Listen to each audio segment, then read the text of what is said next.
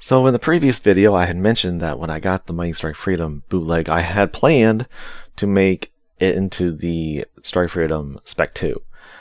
Didn't quite go the way I wanted, but doesn't mean I wasn't going to do it anyway, so here it is. This is my Strike Freedom Spec 2. It's not the same exactly. It does have elements and parts, like elements as in pieces of the Mighty Strike Freedom, but not all. I mean, okay, so we got the jewel piece. The little jewel piece is from the Mighty Strike Freedom. That's the bootleg one because I didn't have the official head, unfortunately. And the arms are official and from the Mighty Strike Freedom, and so are the legs, but not the feet. The feet are from the Strike Freedom, and so is the waist and the torso and the backpack. Now, I kind of wanted the torso from the Mighty Strike Freedom because I like, if I actually bring it in, because here is my Mighty Strike Freedom now with a Strike Freedom head, because I had an extra bootleg Strike Freedom. I think my way of thinking was I didn't have it at the time. I thought I didn't have a knockoff and I was going to do this thing with the Mighty Strike Freedom, but I already did and I just forgot, so I had two. So I took the head of the Strike Freedom, and really I don't think it's that different. It's probably a little different. I think the chin might be thicker and the vents here might be a little bigger, but I think it's close enough to the actual Strike Freedom Mighty Strike Freedom head to pass. Now this thing, beside from the torso and the waist, so the torso and the waist are official. The limbs and the head are bootleg, and the backpack is official, except for the katana, the one katana, because since I had two Proud Defenders, you can just have the katana on the other side because they fit the same. So I have the knockoff katana and the official, and you can kind of tell actually this official katana is much more glossy black compared to the bootleg.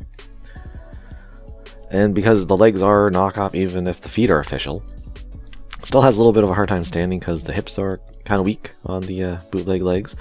But even with the official ones, I found it was kind of hard to get the Mighty Strike Freedom to stand. The backpack is very heavy. Kind of want to bring the wings in more, something like that. But I do like this torso. I like how it's been raised up, the cannon, so it's closer to the chest than in the stomach. Although I do like the stomach cannon. Just saying it's a stomach cannon is kind of cool. So there's my Mighty Strike Freedom and my Strike Freedom Spec 2 now. And I think that'll work. I really like the two katanas. I think that's better. So what I do here, well, like I said, I took the arms of the Mighty Strike Freedom, but the thing is, because I'm using the torso of the Strike Freedom, they don't go together the same. Hopefully I can get this out. Yeah, okay, so what I did, not really that hard, I just cut the inside. This is from the, I guess we're going to call it a donor Strike Freedom since I have it extra, but I cut the middle piece here with the ball joint, and then I just glued it on to the gold part, which is the ball socket, and I just cut around it so it's small, like fitting around the actual gold, and now it can fit into the Strike Freedom torso because it's the exact same ball joint, and it's very snug. I don't think those pieces are coming off. The glue just hit everywhere, so I think it's good. And of course I have the waist, so I have the rail guns that you can flip around to the back. And hey, movable back skirt. Guess what's not movable on the Mighty Strike Freedom? The back skirt. Interesting, huh? About 10 years between these two kits, I think. So what's up with that? Now, another reason I used the legs of the Mighty Strike Freedom, well, I would have liked to have been able to use the waist because then the legs could drop down, but unfortunately I'd have to modify this pole connection point for the waist into the torso. I didn't want to do that. Maybe someday, but it's a lot more complicated than just what I did on the arms. But the legs have the extra gray vents, which on the Strike Freedom, that's just white plastic. It's just part of the leg mold. So that was something I liked. Still don't like the sticking out thruster bits here, but I figured since it is the Spec 2, I should have a few elements of the actual, Spec 2. And of course the beam rifles are here, and they can easily go into the hands because they don't have the little lip on them like the Mighty Strike Freedom does for whatever reason. I still don't get that. And of course the Dragoon pack is, nothing's been done to that. Although, I mean, heck, like I said, I have this donor Strike Freedom. It is the whole thing except for the head. I could use that Mighty Strike Freedom bootleg head, which is garbage, but I'm not going to.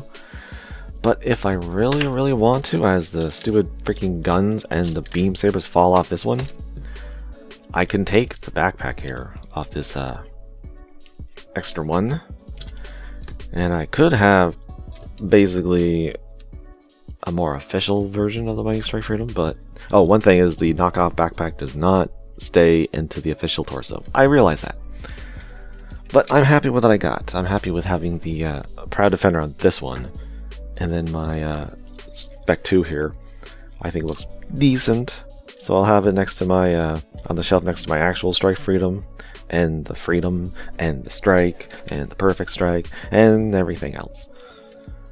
So that's what I did. It wasn't complicated, but I'm pretty happy with the results.